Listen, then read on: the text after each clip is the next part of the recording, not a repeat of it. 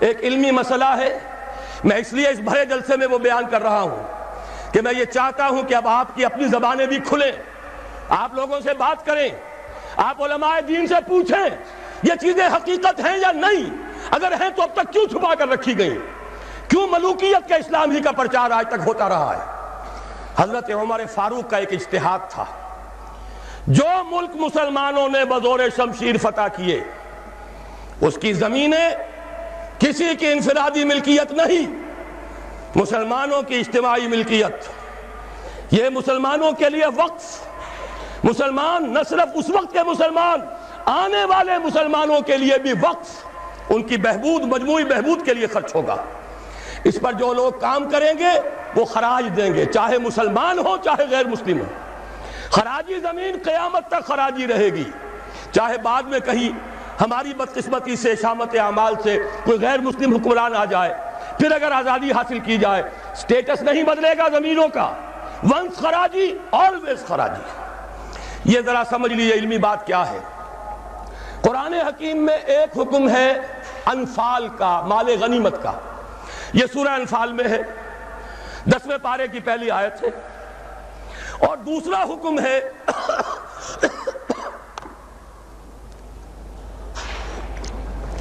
اموال فے کا، یہ سورہ حشر میں ہے۔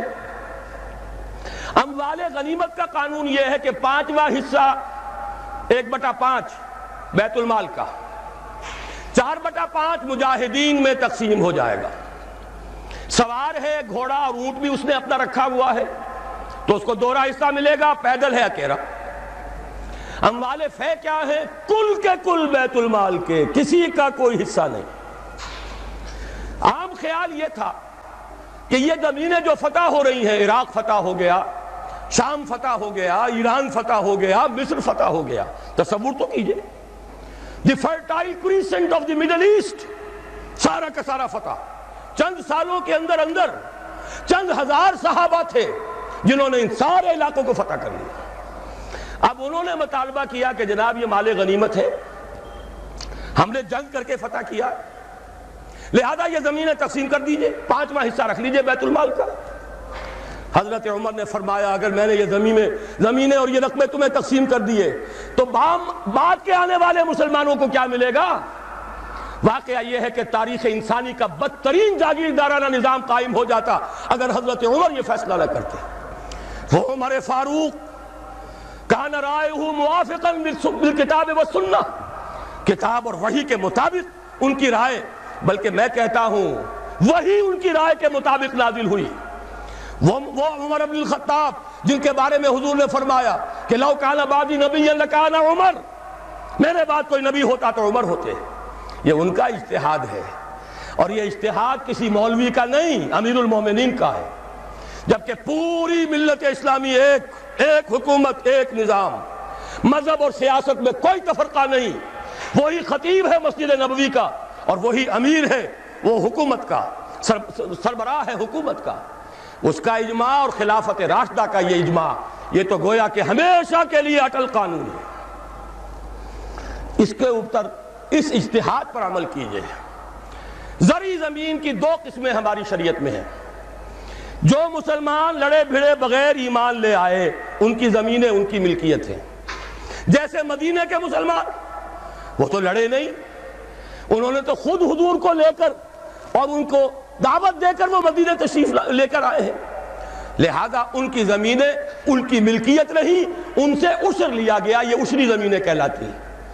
جو زمینیں فتح ہوئی، جو ملک، یہ عشری نہیں خراجی ہیں، یہاں پر وہ ملکیت رہیں گی بیت المال کی، مسلمانوں کی اجتماعی ملکیت، وقف علی المسلمین۔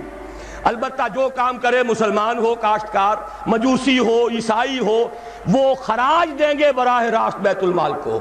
پاکستان کا یہ سارا علاقہ مسلمانوں نے بدور شمشیر فتح کیا تھا، یہ کسی کے باپ کی جاگیر نہیں ہے۔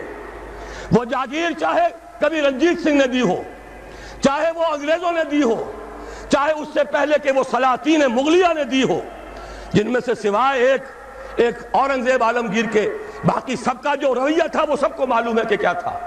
اکبر اعظم نے تو یہاں سے دین محمدی کا جنازہ نکالنے کے لیے ایڑی چوٹی کا زور لگا دیا تھا، صلی اللہ علیہ وسلم، نیا دین الہی رائج کیا تھا، وہ اکبر اعظم علیہ ما علیہ، ان کی دی ہوئی جاگیریں اور وہ مقدس ہو جائیں گی، انگریز کی دی ہوئی جاگیریں اور وہ مقدس ہو جائیں گی، رنجیت سنگھ کی دی ہوئی جاگیریں وہ مقدس ہو جائیں گی، معاذ اللہ۔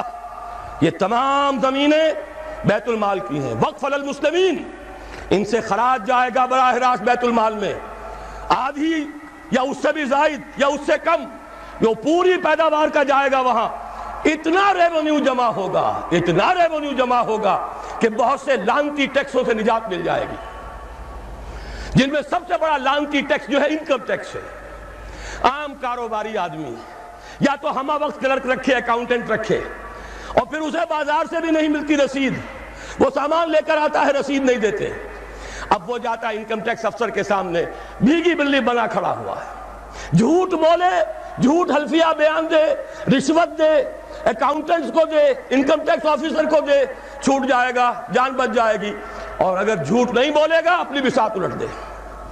لہذا تقریباً سب کے سب جھوٹے ہو گئے، جھوٹے حلف دیتے ہیں۔ جب جھوٹا حلف انسان نے دے دیا ایک معاملے میں تو یوں سمجھئے کہ کارک کھل گیا بوتل کا، اب تو جھوٹ ہی ہوگا، اسی کا راج ہوگا۔ یہ سب سے بڑا ملعون ٹیکس ہے کہ جس نے ہمارے ہاں صداقت کا، دیانت کا، امانت کا جنازہ نکال دیا۔ اور یہ سب کچھ کیوں؟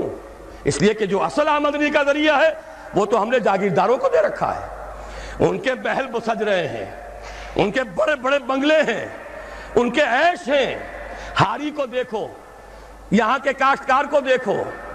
ایک صاحب نے ایک دفعہ کہا تھا، جو پہلے لاہور میں رہتے تھے پھر کچھ عرصے جا کر ایک دیہات میں مقیم ہوئے، کہنے لگے خدا کی قسم میں دیکھ کر حیران رہ گیا ہوں، پنجاب کا دیہاتی کاشتکار خود نہیں نہاتا، ہفتوں اپنی بھینس کو ضرور نہلاتا ہے، لیکن خود نہانے کا کوئی تصور نہیں، وہ حیوان سے بدتر ہو کر زندگی گزار رہا ہے۔ یہی حال ہاریوں کا ہے۔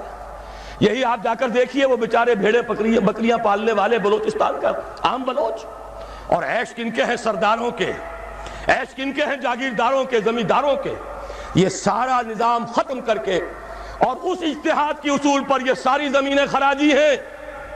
اسی شہر لاہور کی بات کہہ رہا ہوں، ایک بہت بڑے مفتی صاحب، ان کے صاحبزادے نے مجھے بتایا کہ میرے والد صاحب کا قول یہ ہے کہ یہاں کی ساری زمینیں خراجی ہیں، عشری نہیں ہیں۔ لیکن جب انہی کے ہاں، انہی کے دارالعلوم میں ہمارے ایک ساتھی نے استفتاء لکھ کر بھیجا تو ان مفتی صاحب نے دستخط نہیں کیے، کسی اور چھوٹے مفتی سے، وہ جو مفتی صاحب ابھی سمجھئے کہ ابھی وہ ایکسرسائز ہی کر رہے ہیں، اپرینٹس ہیں، ان کے ہاتھ سے دستخط کروا کے بھجوا دیا، یہ تو عشری ہے۔ یہ حال ہمارے علماء کا ہو چکا ہے۔ کیوں ہو گیا ہے؟ یہ سارے ادارے کن سے چلتے ہیں؟ چندے کون دیتے ہیں؟ سرپرستی کون فرماتا ہے؟ وہ تو وہی لوگ ہیں۔ سرمایہ دار کا چندہ نہ ہو تو دارالعلوم نہیں چلے گا، سرمایہ دار کا چندہ نہ ہو تو یہ سارے جو بھی ٹھاٹھ بچھے ہوئے ہیں، جو بڑی بڑی مسندیں سجی ہوئی ہیں، جو بڑی بڑی جائیدادیں بن گئی ہیں، ریاستیں بن گئی ہیں، یہ کہاں سے آئیں گی؟ لہذا سچ بات کیسے کہی جائے؟ ان کے لیے ہیں مشکلات ہیں، لیکن اب ہمیں حقائق کو علل اعلان کہنا ہوگا۔ وہ جو اقبال نے کہا تھا، وہ شعر تو آپ کو سنایا جنرل صاحب نے، کس نہ باشد در جہاں محتاج کس، نقطۂ شرع مبینی نس تو بس۔ اور میں آپ کو شعر سنا رہا ہوں جو حرف قل لفظ میں پوشیدہ تھی اب تک، اس دور میں شاید وہ حقیقت ہو نمودار۔ اور میں ابتدا میں کہہ چکا ہوں علامہ اقبال کی بات، میں ان کا ادنا طالب علم ہوں، ویسے میں انہیں کوئی معصوم نہیں سمجھتا، ان کی عملی زندگی ہمارے لیے مثالی نہیں ہے، قابل تقلید نہیں ہے، ان کا فکر ہے جو بہت بلند ہے۔ مجھے آج کے دور میں، اس پوری صدی میں، فکر کے اعتبار سے ان کے قریب بھی کوئی شخص نظر نہیں آیا آج تک۔ 60ویں برس میں ہوں اپنی عمر کے میں، اور مطالعہ کر رہا ہوں کم سے کم 40 برس سے۔ لیکن یہ کہ اپنی جگہ ہے، عظمت ایک پہلو سے بہت ہے، دوسرے پہلو سے وہ ہمارے لیے کوئی واجب التقلید نہیں۔ عملی زندگی خود وہ کہہ گئے، اقبال بڑا اپدیشک ہے، من باتوں میں موہ لیتا ہے، گفتار کا یہ غازی تو بنا، کردار کا غازی بن نہ سکا۔ کوئی بات نہیں، اللہ معاف فرمائے گا عمل کو۔ بات صحیح کہی ہے، اور وہ یہ کہی ہے کہ دور ملوکیت میں اسلام کے چہرے انور پر جو پردے پڑ گئے تھے، آج وقت آیا ہے کہ ان پردوں کو اٹھا دیا جائے، ڈنکے کی چوٹ کہا جائے یہ زمینیں خراجی ہیں، کسی کی ملکیت نہیں ہے، کسی کے باپ کی جاگیر نہیں ہے، یہ سب مسلمانوں پر وقف ہے، ان کی بہبود کے لیے ہیں، ان سے خراج براہ راست جائے، نیا بندوبست اراضی کیا جائے۔ جو پہلے کام کر رہے ہیں ان کا حق فائق ہے، الفضل للمتقدم پہلے موجود ہیں جو کام کر رہے ہیں، ورکیبل یونٹ بنا دیا جائے۔ اور یہ وہ بات ہے، سن 82 میں نے صرف 2 مہینے کی خطا کی تھی، ضیاء الحق صاحب کی شورا میں 2 اجلاس اٹینڈ کیے تھے اور ڈنکے کی چوٹ کہا تھا کہ خدا کے لیے ایک کمیشن بٹھائیے، جید علماء بھی ہوں اس میں۔ جب وہ دیکھیں گے کہ موقع ہے سچ بات کہنے کا تو بہت سے حضرات انشاءاللہ تعالی حق بیان کریں گے، لیکن یہ کہ ان کو موقع دیجئے، تحفظ دیجئے، اور یہ کہ بندوبست اراضی کے ماہرین کو بٹھائیے، زمین کا ایک نیا بندوبست ہو جو اس ملک کے لیے مفید ہو، جو عوام کی بہبود میں ہو، جس سے عدل و انصاف کے تقاضے پیدا ہو پورے ہو جائیں، اور سارا ریونیو بیت المال کو، خزانے کو، اس لیے کہ خراج کی رقم ہر مصرف میں آ سکتی ہے، دفاعی مصرف میں آ سکتی ہے، انتظامی مصرفوں میں آ سکتی ہے، جبکہ عشر اور زکوٰۃ صرف مسلمانوں کی بہبود پر خرچ ہو سکتا ہے۔ لیکن خراج کا معاملہ یہ ہے کہ بہت سی چیزیں جس کے لیے ہمیں ٹیکسیشن کا سہارا لینا پڑتا ہے، وہ سب کے سب بھی ہم اس خراج کی رقم سے پورا کر سکیں گے۔ بہرحال یہ بڑا مشکل کام ہے، اس مشکل ہی کے لیے دعوت دینے کے لیے آپ کی خدمت میں حاضری ہوئی۔ مشکل کے بغیر دنیا میں کبھی کچھ نہیں ہوا، قربانی کے بغیر کہیں اسے آپ توہین رسالت نہ سمجھ لیں، معاذ اللہ ثم معاذ اللہ، قربانی کے بغیر محمد الرسول اللہ والذین معہ، اگر کسی کو حق پہنچتا تھا کہ انہیں کوئی تکلیف نہ پہنچتی اور انقلاب آ جاتا تو وہ محمد تھے صلی اللہ علیہ وسلم۔ وہ حقدار محبوب رب العالمین سید الاولین والآخرین، ان کو حق پہنچ سکتا تھا۔ ان کے پاؤں میں صرف کانٹے نہیں چبھے، وہ تو ابتدائی بات ہے جب چچی بچھا دیا کرتی تھی دروازے کے باہر کانٹے لا کر، ان پر تو پتھراؤ ہوا ہے، ان کا جسم مبارک لہو لہان ہوا ہے، وہ 3 برس کے لیے شیب بنی ہاشم میں محصور رہے ہیں، شدید ترین فاقے آئے ہیں، وہ 3 دن غار ثور میں چھپے ہوئے رہے ہیں، اور وہاں آپ نے اپنے آپ کو جو ہے محفوظ رکھا ہے۔ پھر کیا نہیں ہوا؟ جنگ بدر میں طویل ترین سجدہ کیا، اے اللہ کل جو مارکہ ہونے والا ہے، اگر کہیں یہ 313 میرے 15 برس کی کمائی اگر کہیں یہ کل ختم ہو گئی تو پھر قیامت تک تیرا نام لینے والا کوئی نہ ہوگا۔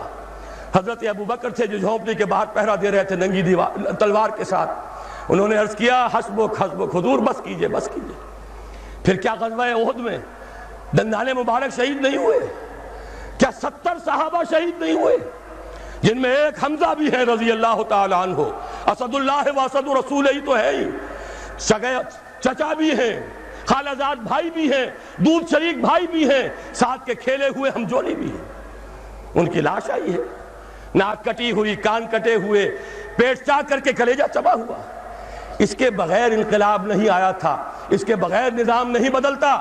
یہاں تو زرعی ٹیکس کوئی لگنے نہیں دیتا، مرکز سے ذرا سی کوئی پالیسی مجھے تو نہیں معلوم کہ کیا آئی ہوگی، مجھے کوئی توقع نہیں کہ وہاں سے کوئی خیر بھی آ سکتا ہے، لیکن یہ کہ کوئی ایسی تھی کہ وہ نازک مزاج شاہاں، ان کے لیے تو وہ بھی ناقابل برداشت ہو گئی۔ وہی آئی جے آئی کی حکومت مرکز میں، وہی آئی جے آئی کی حکومت یہاں، اور اس نے اس کے خلاف قرارداد پاس کر دی، اس لیے کہ ٹیکس نہیں دے سکتا، زمیندار نہیں، بیچارہ ایک تنخواہ دار ملازم 3000 4000 روپیہ جو آج کل کچھ بھی نہیں ہے وہ تنخواہ لے رہا ہے، ایٹ سورس اس کا انکم ٹیکس کٹ جائے گا، انکم ٹیکس کٹے بغیر تنخواہ نہیں ملے گی۔ لیکن یہ کہ ان کے لیے کوئی ٹیکس نہیں ہے، جو ٹیکس دینے کو تیار نہیں، جن پر ٹیکس نہ نواز شریف صاحب لگا سکتے ہیں، نہ بے نظیر لگا سکی، نہ بے نظیر کا باپ لگا سکا، نہ نواز شریف صاحب کے جو سرپرست تھے وہ لگا سکے۔ ظاہر بات ہے کہ اس کے لیے تو جب تک جانی قربانی نہیں دی جائے گی، جب تک کہ ہزاروں لوگ اپنے خون کا نذرانہ دینے کو تیار نہیں ہوں گے، یہ ظلم کی رات ختم نہیں ہوگی۔